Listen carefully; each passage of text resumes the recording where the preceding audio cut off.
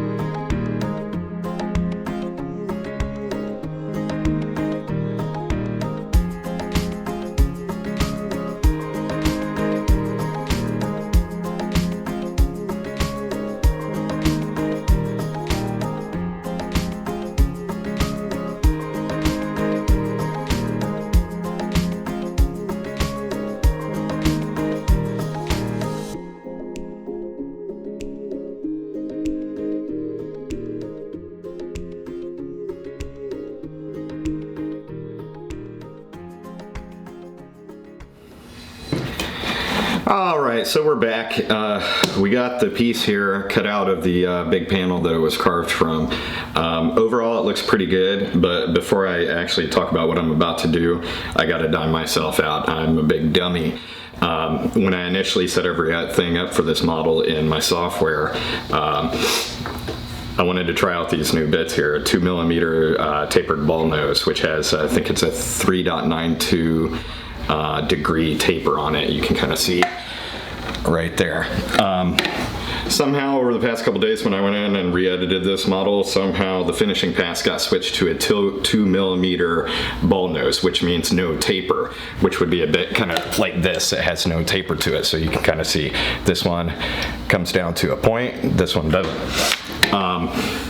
Not a huge deal on the big thing. So what that caused is when the machine came over to a drop off here and went down, part of this, because of the slight taper on this, kind of cut into some of the deep sections a little bit. It's not noticeable on most of the model here. It still looks good. I think it's salvageable, but where it is noticeable is on the teeth, whereas some of the holes in between the jagged sections of the teeth, the bit went in deeper than it should have and caused a few little circles around the teeth here. So what I'm going to do is, with some of my carbide burrs and the Dremel tool, I'm going to go back, clean those up, and kind of reduce the obviousness of the circles here in the teeth so it doesn't look too perfect, because the teeth are jacked up on this model anyways and kind of adds to the effect and the kind of evil look. So I can fix that there. And also, since this was such a deep carving, the profile, I didn't have a small enough diameter end mill to reach all the way down to do the cutout, so I had to use a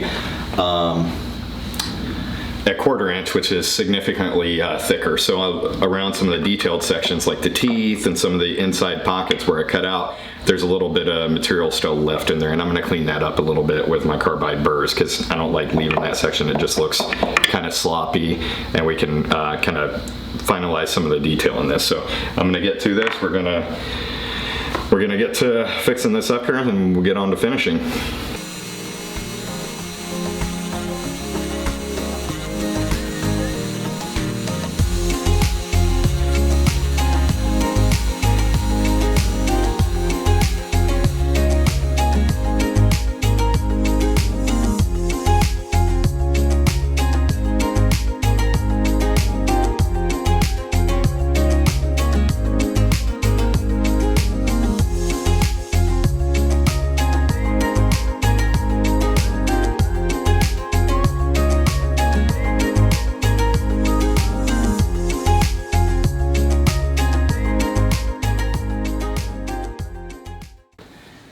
Alright, so we're back. We just finished up this project, and it turned out pretty well for the type of wood selection that I used. All I did to finish this up after sanding it a little bit and doing all the detail work that I mentioned previously in the video is I sprayed a coat of shellac on it, added a keyhole slot to the back to hang it on a wall.